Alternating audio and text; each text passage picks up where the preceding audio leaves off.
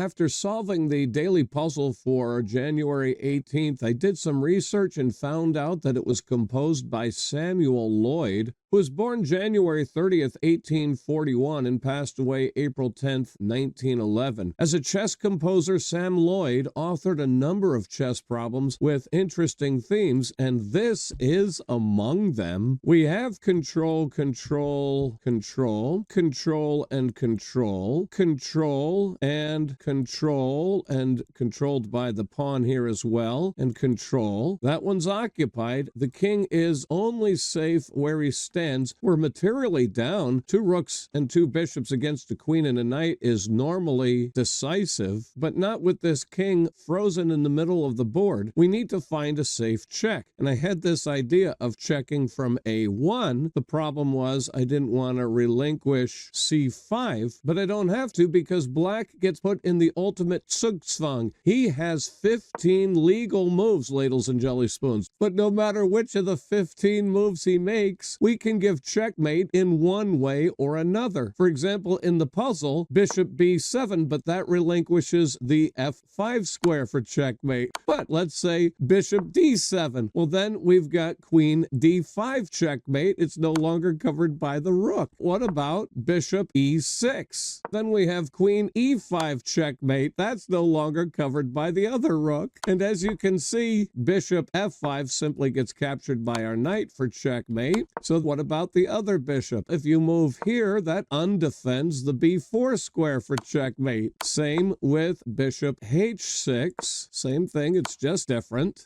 And then what about bishop e7? Well, I think we already know, just like the other bishop is blocking the rook, now this one is blocking the rook, so there's checkmate. Same thing if bishop d6, that allows queen d5 checkmate.